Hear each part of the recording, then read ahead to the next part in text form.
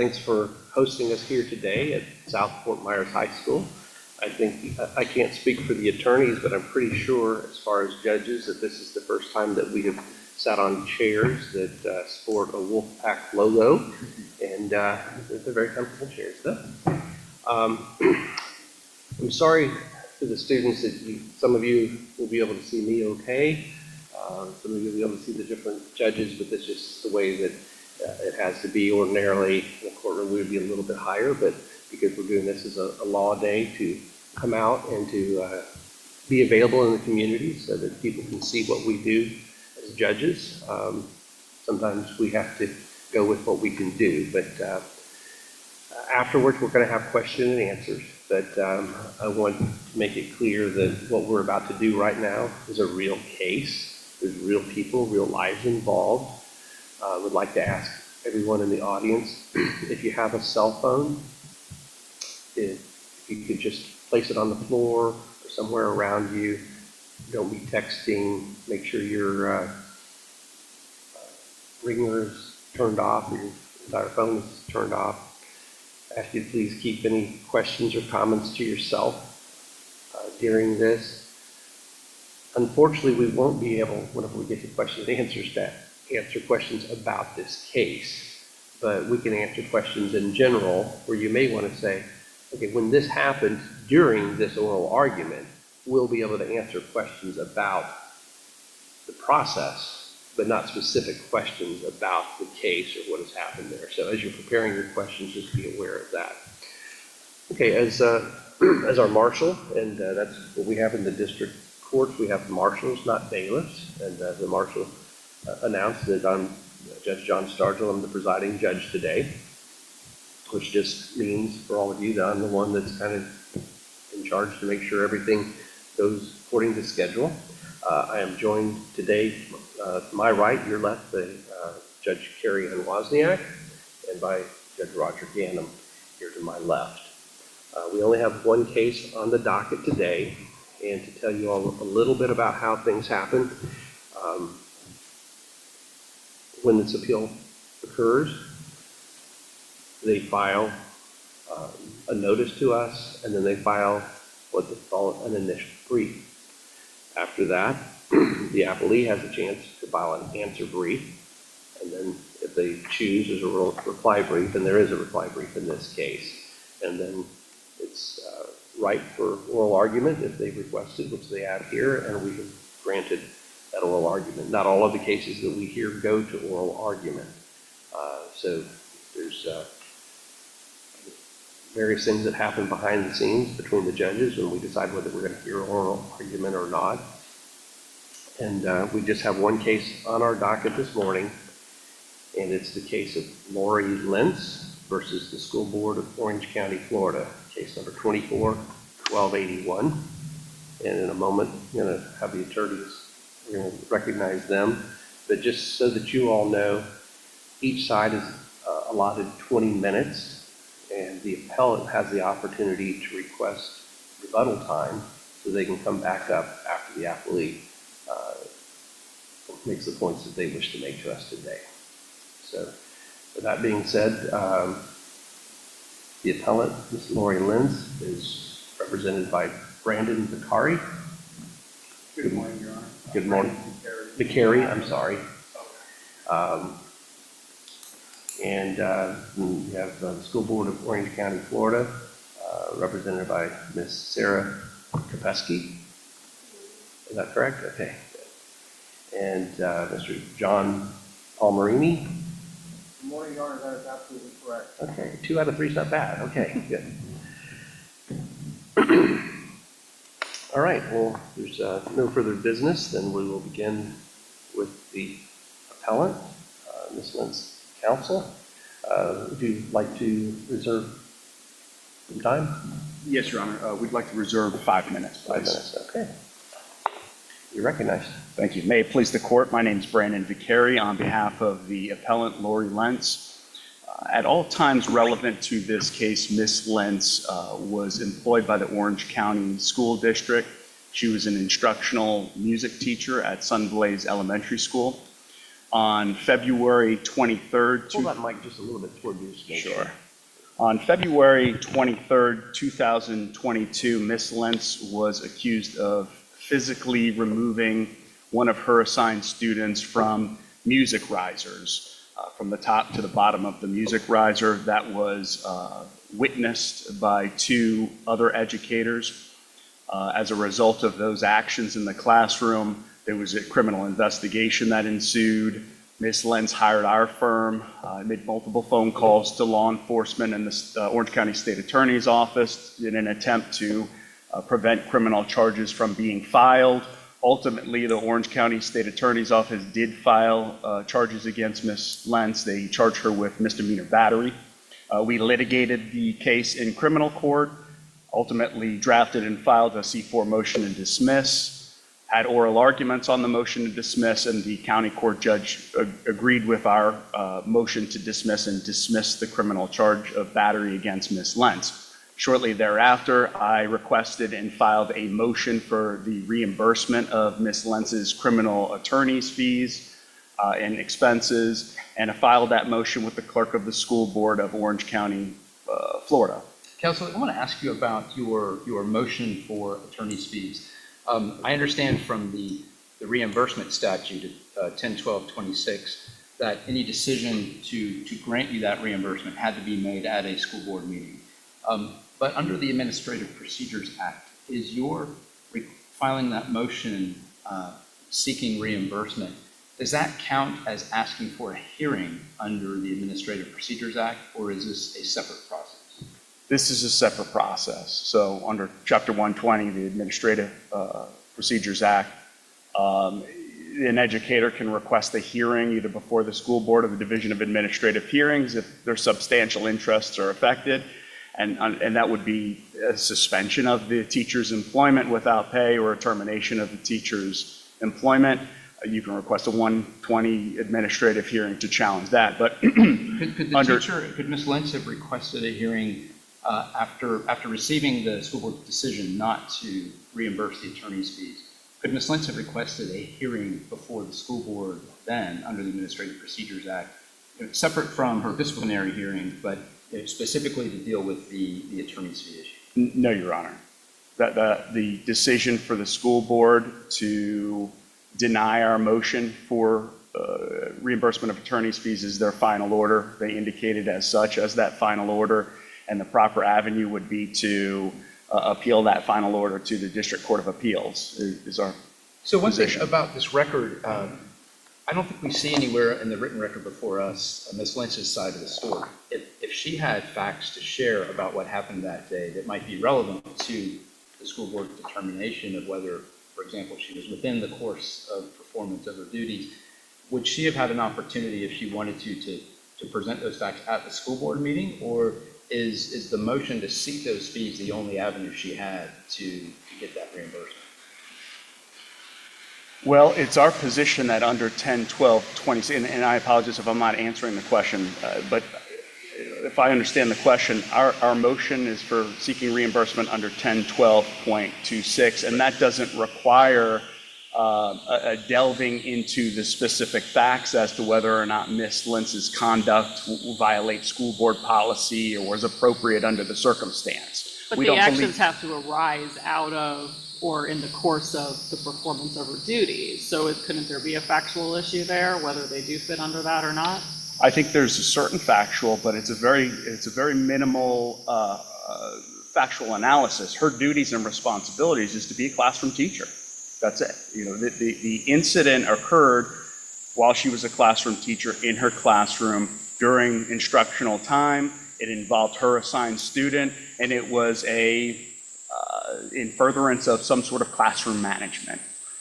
The inquiry doesn't have to go further than that. That because seems very the broad statute, to me, though. I mean, here I can see, I mean, I don't know if there's some factual issues. I don't know if people were hurt or anything in this situation, but that seems really broad. I mean, what if something had really happened to this child, been injured, if the teacher had, done something very drastic, something like that? I mean, that seems like a very broad category in your situation to fall under this. Is that really how it is? Like anything that happens in the classroom is enough to fall under this statute? Well, the way the way the plain meaning is, yes, with the qualification that that teacher has to jump a very high hurdle. Number one, it has to be a criminal action in the classroom. So by that very nature, the teacher committed a crime in the classroom, or at least the state attorney does. So all of those cases, I would argue, are serious. But the very big hurdle that an educator has to jump over in order to get reimbursement is they have to have those criminal charges dismissed. They have to prevail in a criminal action, which the state attorney investigated, this law enforcement, they decided criminal charges should result. And she went through the legal process, got those criminal charges dismissed, which is a very high burden.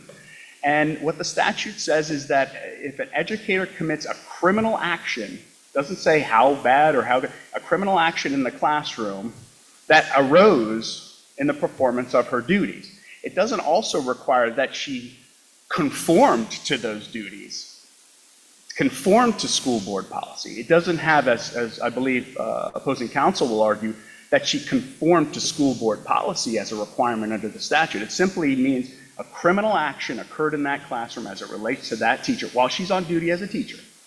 And it arose based upon her being a teacher.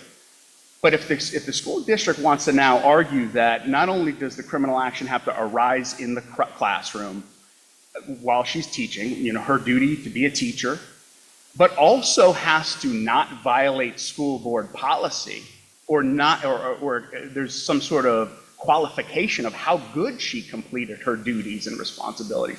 Well, that's not written in the statute. It doesn't matter how well she completed her duties or if she violated school board policy. She didn't violate school board. The fact is that it arose while she was completing duties at her job as a teacher, and she subsequently prevailed on those criminal charges. Because under the reading with the school district, if they're going to require that we now qualify, well, how good of a job did she complete her duties? Did she violate school board policy? It's not written in the statute on 10-12-26. And it would nullify the statute because presumably anytime a teacher is in the classroom and commits a criminal act, it's going to violate school board policy. They would never receive reimbursement under the statute. And the attorneys briefed the issue. We put in that brief what we believe is a case completely on point, which is Silver versus Duval County School Board, 92 Southern 3rd, 237, First DCA, a 2012 case. Well, going back to Judge Ganem's question, it goes right to the Silver case. There's a whole different scenario there. There is more evidence. I mean, here, the standard that we have to apply is whether the agency's findings are not supported by competent substantial evidence. And what is it that you're going to point to that the school board did not have as competent substantial evidence? We don't have anything as far as what the teacher said. We know they're looking through, the other people are looking through a window, so they didn't hear what was said. But we don't know what happened, but we have their statements of what they saw. So how would you argue that we should overturn this case based on not having competent substantial evidence? Well, I think our position, number one, is that the school board did not follow the law, the written law, which is an appealable basis in this case. They just did not follow the law. The law is plainly written. Criminal action occurred while she was doing her duties, with no qualification of how well she did her duties. But isn't that the question? I mean, they have the policies and procedures on corporal punishment, and that's a prohibition, but you don't have anything from her where she said that she followed certain measures, that something occurred in that environment where she was left with no choice but to physically move the student. Factually, it's our position that it doesn't matter, but factually wise, there is evidence in the record of the two educators and the statements that they made. One of the educators said that this student was on the wrong riser, and that Miss Lentz redirected this student from the top of the riser to the bottom of the riser. So she was in the wrong place, and she redirected her. The other educator wrote a statement that said Miss Lentz redirected the student from the riser, and that when the educator entered the room, Miss Lentz made the statement that this student was kicking other students, which is a safety issue in the classroom. So I would just minimally point to those two facts at a minimum, but it's not contested that those facts are in the record and that she was an educator at the time. She was, this was an assigned student, and she was redirecting a student. And it's our position that's all that's required under the statute. And the school board did not follow the 1012.26. Silver is an identical case. I want to ask you a hypothetical to help us understand your position, because it sounds like you're arguing just as a matter of law, if a teacher is in the classroom doing teacher things, gets charged with a crime and beats those charges, that teacher gets reimbursed for attorney's fees, because within the course and performance of duties doesn't require you to be doing them perfectly or even require you to be doing them in compliance with all school board policies. You suppose that this teacher had, instead of disciplining his child or handling this child, poured herself a bourbon or lit up a cigarette, that things that don't have anything to do with teaching, but would be clearly against school board policy, and she's charged with a criminal act for those things, and she beats those charges. Was she still within the course of performance of her duties doing those things that don't have anything to do with teaching? I would say yes, and for this reason. It was within the course and performance of her duties. She's a classroom teacher, and she would have to, it's not just the facts alone, it's the fact that she was charged with a crime as a result of that. It's admittedly a criminal action. That's what was required under the statute, is a criminal action. And again, that educator in that hypothetical met that very high burden of beating the criminal charges. So we don't know why, or I don't think it's relevant why they beat it, or did they go to trial and maybe it wasn't bourbon, it was just iced tea in a water bottle. And no one had reasonable suspicion to give her a reason, whatever it may be. She beat those criminal charges while she was employed during classroom time as a teacher with students present. I would argue that teacher would be due reimbursement under that, under 1012.26. And just to wrap up, Silver has identical facts. The educator in that case restrained a ESE student physically. She was charged with felony child abuse. There's a lot of other issues going on, but eventually the criminal charges were dismissed, and the court did acknowledge that those facts occurred within the course of her employment. But there was an administrative proceeding there that went to finality, and the court, in the opinion, the first DCA says, and the result of the administrative proceeding is crucial. Here, it ended. Your client withdrew her request for the administrative proceeding, correct? So Correct. In this case, in Silver, it just seemed very intertwined, the administrative hearing and the criminal proceeding, and here we don't have that administrative proceeding anymore. Yeah. Well, it was crucial for the court to make a decision. That is correct. And the reason why it was crucial was that, first, the court didn't say that that was a precondition that was necessary, that this educator prevailed at the administrative hearings. What the court was trying to wrestle with was clearly the facts. Factually, it was a criminal action. They're entitled to, that educator was entitled to the reimbursement of her criminal expenses. But the court was wrestling with, well, what expenses are relating to the criminal case? Apparently, the attorney had some agreement with the prosecutor that said, well, hold off on the prosecution of my client until we have an administrative hearing to challenge her termination, and then you see what you do with your criminal case. They had an administrative hearing and prevailed, and then the court was trying to figure out, well, there's not a written contract to this agreement, some oral contract that the attorneys had. So you all we're going to remand it for you all to try to figure out which portion of the attorney expenses is for the criminal case and which portion of the attorney's fees is for the administrative hearing, which the administrative hearing is not a civil action. It's, the statutory remedy under that is just reinstatement and back pay. You don't get attorney's fees for that. So the court was trying to divvy that up and try to figure that situation out. But it was crucial for the court to determine what portion was due for the criminal case as opposed to the administrative. Not that it was a requirement that they prevail at a school board hearing, administrative hearing, in order to get the criminal. You're welcome to continue and just notify you under your rebuttal time. Okay, I'll wrap it up with two other cases. There's another line of cases that are somewhat helpful in analyzing this case, and that is scope of employment cases, like sovereign immunity sort of cases. There's other requirements under the statute that don't apply to this case, but essentially those are cases where the school board or the police agency argues that they're not tortiously liable for their employees if it did not occur within the scope of their employment. The first case is Hennigan versus Department of Highway Safety and Motor Vehicles. It's 467 Southern 2nd 748 First DCA 1985. In this case, the police officer was conducting a theft and shoplifting investigation and saw a minor walking down the street without probable cause, picked up the minor, put the minor in his patrol vehicle, drove the minor to an obscure location and sexually molested the minor. The police agency argued that they're not vicariously liable for that. It's not within the scope. Trial court agreed, granted motion for summary judgment.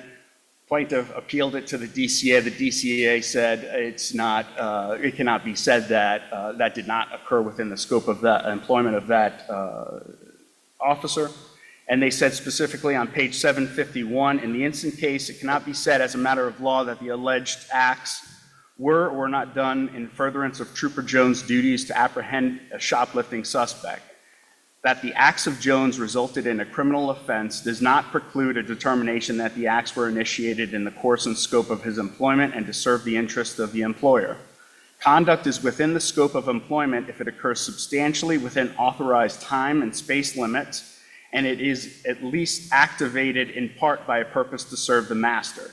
The purpose of the employee's act, rather than the method of performance thereof, is said to be an important consideration.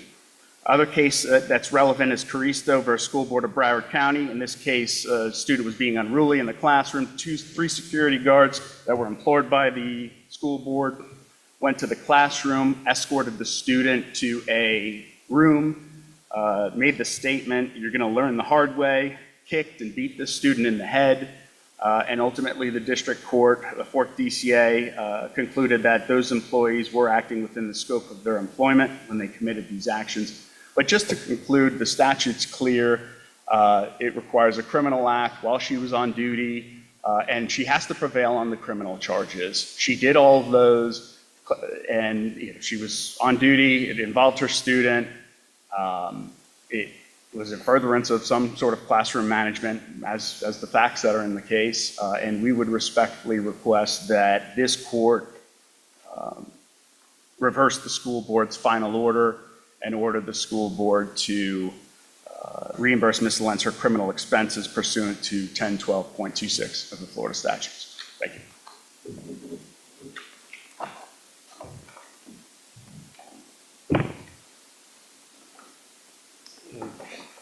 Mr. Palmerini, are recognized. Thank you, Your Honor. Good morning, and may it please the court. I just want to address a couple things that I heard as part of your questioning. With respect to those cases that you just heard, I respectfully suggest that none of those cases showed up in either the initial or reply brief, so we weren't on notice that those were being argued. So to the extent that the court's going to rely upon that, we would ask that if supplemental briefing would be appropriate, if you're going to consider that, we would like to have that opportunity. Judge Gammon, with respect to your question about the APA and a hearing, this case was before the school board as part of our consent agenda, and under the consent agenda, any person who wishes to speak to that case can get up and speak to it. So counsel and Ms. Lentz, if they wanted the opportunity to come speak to the school board, they could have done that to say, I was acting in the course and scope. That did not occur. So they did not take the opportunity that was in front of the statute. I believe 1012.26 says that it has to be in a public meeting notice pursuant to 125.25 Florida statutes. 125.25 is the Administrative Procedures Act. All of our agendas, since we're an agency under that action, have to be noticed 7 days in advance. So we posted notice 7 days in advance. Ms. Lentz could have certainly spoken to it. They did not. What the school board had in front of it was my letter that you saw denying the attorney's fees and costs, which cited the testimony of the two teachers. And, with respect to the two teachers, removing the student, redirecting the student, I quite frankly find that to be euphemistic in the language. This teacher took this child who's special needs by both arms, dragged that student down the risers. And we do not have corporal punishment in Orange County Public Schools. You've seen that in our school board policy. Florida Statute 100607 says we being the school board, sorry. I'm internal to the school board, so I always refer to it as we. I apologize. The school board has the right to say we do not allow corporal punishment if we have an alternative code of conduct. We have, in fact, by school board policy, adopted a code of conduct that does not have corporal punishment. Counsel, let me, there's merits issues and there's procedural issues. Yes. I want to back up to the procedural for a moment. Yes, Ron. Did the motion for reimbursement that was submitted to the school board and handled as part of the consent agenda, does that count as requesting a hearing under the APA? Or would that be a separate process that Ms. Lentz could have initiated? Your question was the first time, honestly, that I had thought about it, Your Honor, because I had always presumed in reading that statute, and I've dealt with it just a couple times, and as you know, there's not a lot of case law on it, that all you have to do is ask for reimbursement, and we have to decide it at a public school board meeting. I did not candidly think that the statute requires this to be, again, forwarded to the Division of Administrative Hearings for an underlying administrative hearing on entitlement to attorney's fees. And I think I agree with you up to that point, but I think the follow-up question then is when you sent the email indicating that, all right, this is our final agency action, and we say no, could Ms. Lentz have requested an administrative hearing at that point to address that agency action that you took? She probably could have, and I'm trying to struggle because it would have fallen to me at that time to determine whether or not to forward it to DOA. Honestly, in all candor to the court, I probably would have said, no, this was final agency action. Your remedy is to appeal it to the DCA. I probably would not have forwarded that. And I think to Mr. Vicari's position, I think both of us just presumed this was the way to do it. I mean, if this court finds that in the future we have to forward these things to the Division of Administrative Hearings, we will certainly do so. Do we have the power in this case to remand it for a hearing? I mean, the statute alludes to that, but I guess procedurally, is it set up to where we can say, you know what, we think this case should be resolved with the actual taking of evidence and a formal hearing, or is that not available at this point? I would think it's not available at this point, and here's why I say that. As Judge Wozniak said, there was an underlying Division of Administrative Hearings case where Ms. Lentz challenged the 3-day suspension we gave her, and she withdrew that. So that 3-day suspension stands along with our determination as to the merits of whether or not she engaged in misconduct. I think in this case, it would have been incumbent upon Ms. Lentz to go through that hearing. If she thought that she did not engage in misconduct and she didn't think she was outside the course of the performance of her duties, she should have litigated it there. And by withdrawing that request for Division of Administrative Hearings to challenge her termination, or not her termination, her suspension, excuse me, she waived that issue. So I think you don't have the authority, respectfully, I hesitate to ever tell a court they don't have authority to do something, but I respectfully suggest that the statutes don't give you that authority in this case. Her remedy was to put that hearing to DOA where she could have litigated that case. What about at the school board meeting that Ms. Lentz did not take the opportunity to speak at that? Could she have presented evidence, had any witnesses testify on her behalf at that? Or is that just go up to the podium, speak, sit down? It would have been go up to the podium, speak, and sit down, but with respect, Your Honor, what she could have done, her lawyer could have gotten up there. We give folks 3 minutes to address the board, so her lawyer could have received 3 minutes, she could have received 3 minutes. If she had other witnesses, they could have gotten up and presented and had their 3 minutes. They could have presented all of that evidence at the school board meeting, and they did not. Is there a mechanism to submit affidavits or anything in advance? They certainly could have. Counsel, excuse me, Mr. Vicari, submitted his motion to us. He could have attached affidavits or anything he wanted to that motion to establish that she was acting within the course and scope. And certainly, if you remember, he submitted the motion for attorney's fees. I wrote a letter back to him, I think it was the next day or the following day, saying, hey, we don't think that you're acting in the course and scope, he certainly could have supplemented his filings with us saying, I think Ms. Lentz was in the course and scope, here's an affidavit here, affidavit here, affidavit here. And we certainly would have presented that to the school board for its consideration. So the question, I think the position of Ms. Lentz is that if the teacher is at the school during teaching hours, doing teacher things, then she was necessarily within the course of performance of her duties. And in the case law that's cited, and of course we looked at case law dealing with course and scope in the vicarious liability context, where there is this test, and it's a factual test. Was it during work times, and was it motivated at least in part to serve the purposes of the employer? So here, I understand that the school board policy is don't do corporal punishment, but that's within a policy that also says the teacher has responsibility for control and discipline in the classroom and has a responsibility to protect other children from violence. So if in the heat of the moment, if it's true that the student was kicking other students and the teacher made a decision to control, maintain discipline and control and protect other students from that conduct, I need to remove the student from the situation, even if that violated another policy over here or that individual student's behavioral plan.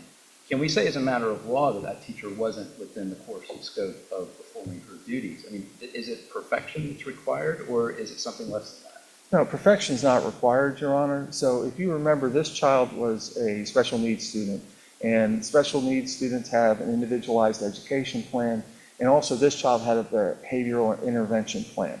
And those things are very specific under both federal and state law. This is how you deal with discipline with special needs students. And we've laid out strategies to utilize, we being the IEP team that was created by the district and had school representatives, teacher representatives. That plan was very specific, and it's found at our appendix, page 12. There's like 7 steps: interrupt, block instances of aggressions, calmly remind students to use nice hands, move targeted individuals from the immediate environment, call the office for behavioral assistance. Once a team member responds, the student will be redirected to ongoing classroom activities. If the student continues to exhibit aggression, point sheet tokens will be withheld from this target. Other consequences will be based upon the severity of behavior exhibited and based upon the student code of conduct. That was a very extensive list of things that should have been attempted, none of which, I believe the record indicates, none of which were attempted for this student.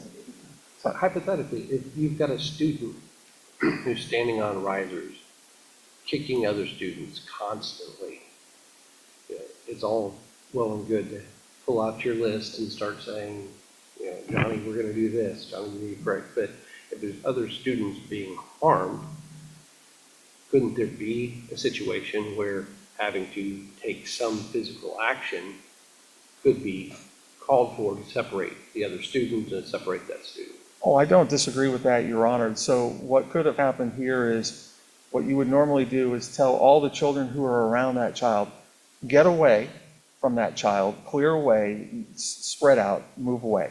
And then after that occurs, if he's still, or if she was still kicking students, you can take actions to try to, prevent the student from kicking other students. The teacher could have gotten in between this student who was doing the kicking and other students. There's ways to do it other than grabbing the child by both arms and dragging the child down by the risers, right? So we have nothing in the record to really know, other than 2 outside individuals looking in. We don't know what was said or what actions were taken leading up to this happening. I don't disagree with that, Your Honor, but having done these cases for a long, long time, it's unusual for us to have 2 adult witnesses when these situations occur, because most of the time we have teachers in a room by themselves dealing with 20 kids, 15 kids, or if it's a smaller special ed class, 10 or 5 kids. So we don't normally have other adults to witness this. But my point is, when you all were reviewing this, you didn't have any evidence of what happened inside the classroom that day, other than what these 2 teachers observed. Other than what these 2 teachers observed, yes, we would not have any evidence on that. And these are elementary kids, so if it was a group of high schoolers like we have out here, they would be better able to reflect what occurred in the classroom. But since elementary kids are so young, and some of these kids with special needs, it's hard for them to reflect what's going on in the classroom. So you're correct. The only evidence we had here was the two teacher witnesses that saw the event in question. So I'm tracking with you as far as the things that the teacher could have done perhaps to diffuse the situation, but let's just assume the teacher did not follow the behavioral plan. Does that mean as a matter of law that teacher wasn't acting within the course of performance of her duties, or is there some leeway allowed under that legal standard? Understanding you can still say the teacher violated the policy and is subject to discipline for that, but for purposes of the fee reimbursement statute, do we say as a matter of law that teacher was not within the course of performance of her duties just because she was in violation of a school board policy? In this particular instance, yes. There is a continuum of she didn't perfectly implement the behavior improvement plan, and therefore she violated a school board policy, but that doesn't mean she was outside the course and scope of her employment. Where do we draw that line? Suppose we were writing an opinion in this case. What would we say the rule is? Does it track the vicarious liability in course and scope cases, or would it be a separate rule for this statute? How would we articulate that? To me, Your Honor, I think it's a separate rule for this statute. And there's a couple statutes that I want to bring into play here. Of course, there's the statute 100607 that says we can decide not to utilize corporal punishment. There's 100332 that talks about how you, in fact, engage in corporal punishment, and I think it's instructive here. So it says, use of corporal punishment according to school board policy, this wasn't in accordance with school board policy, in at least the following procedures if the teacher feels corporal punishment is necessary. The use of corporal punishment shall be approved in principle, LE, by the principal, AL, before it's used, but the approval is not necessary for each specific instance. We have no approval of any usage of corporal punishment because our school board policy prohibits it. Then you go to number 2. A teacher or principal may administer corporal punishment only in the presence of another adult who is informed beforehand. It was in the presence of 2 other adults. They weren't informed beforehand. They just happened to walk up on it. So she didn't follow the statutory dictate there. And 3, a teacher or principal who's administered corporal punishment shall, upon request, provide the student's parent with written explanation for the reason for the punishment and the name of the other adult who was present. So this teacher didn't follow any of the statutory requirements for engaging in corporal punishment. So with respect to that, I think she was outside of the course and scope because she didn't follow the statutory requirements for it. Also, this is a case, honestly, the more I delved into this issue, which teachers standing in loco parentis and having the ability to engage in battery, we now have Florida statutory provisions that say if a teacher batters a minor, that's 1012.315, if a teacher batters a minor, that is disqualifying for employment. So I think you can utilize a rule here to say she engaged in conduct that if she was anywhere other than in a classroom, she would be disqualified from being employed with us. And to the extent that you think that she had the ability to engage in corporal punishment, she didn't follow the procedures for doing it under Florida law that's enunciated in Florida law. I think just those 2 facts alone can say, this court can say she was acting outside the performance of her required duties and she should not be reimbursed for her attorney's fees. And let's be clear here, with respect to her conduct and the dragging of this child down by the arms, counsel argued in the criminal case that those were, quote, undisputed facts, close quote. And then to getting to the Silver question, he cited Silver. Judge Wozniak absolutely put her finger on it. In Silver, you're Don't insert me. Wozniak, sorry. In Silver, there was the DOA case first. And the DOA case found that the evidence was not sufficient to say that the teacher's aide improperly restrained the student.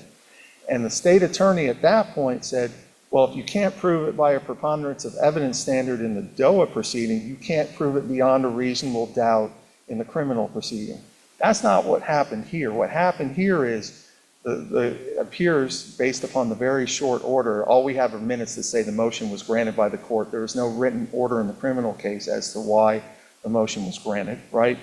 But in this case, we have admittedly what she did, which would constitute battery in any other place other than in a classroom on a minor, if this occurred. They dismissed it because the teacher was standing in loco parentis. And if she wanted to challenge the underlying facts of this case, she had the DOA proceeding, which she withdrew. So we would think Silver is completely not applicable. Yeah, in that respect, I think it makes Silver an easier case because the school board itself said you did nothing wrong. And then what followed was the criminal authority saying you did nothing wrong. Right.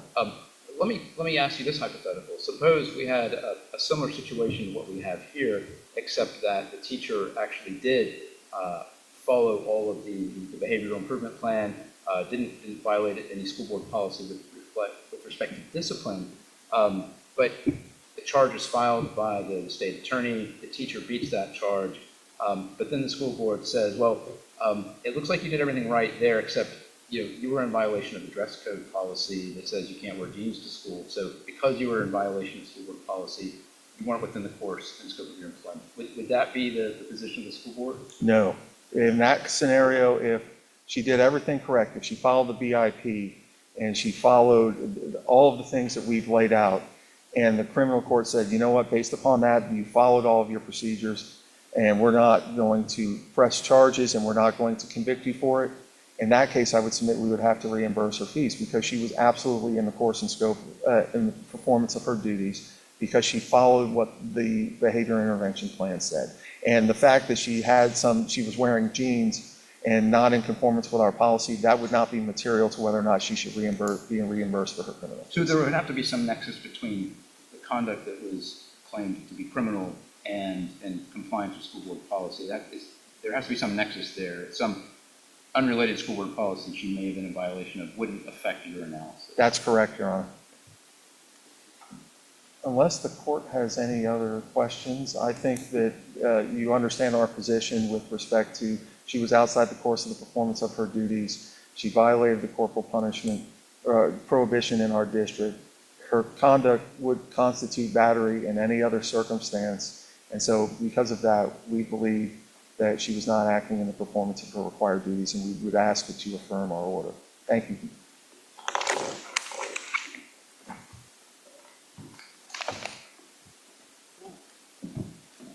Counsel, you have about a minute and a half left.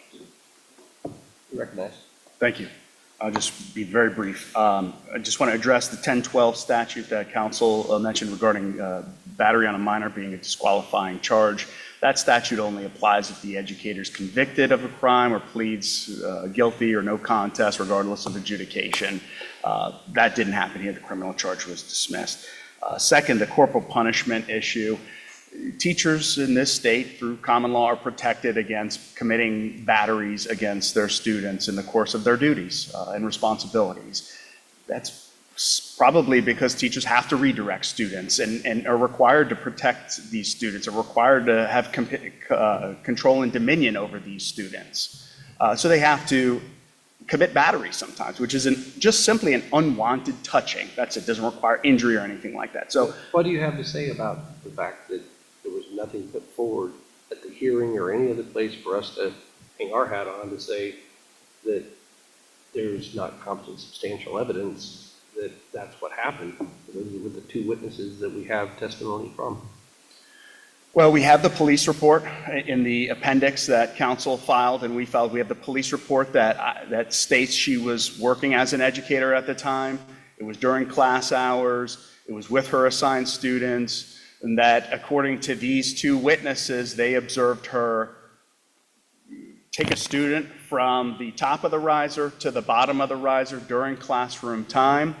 One of the teachers made a statement that it looked like the student kind of tripped or stumbled, and that my client made a statement that the student was kicking other students. And then the other teacher made a statement, and it's in the police report as well, in the record, that that this student was on the wrong riser, where she was not supposed to be, and that this teacher redirected this student down. So we believe there's facts in order for this court to come to the conclusion that a criminal action occurred in the classroom. It was while she was on duty as a teacher and her responsibility as being a classroom teacher, and that she prevailed in her criminal charges, and for those reasons, we would request a reversal of the school board order. Thank you.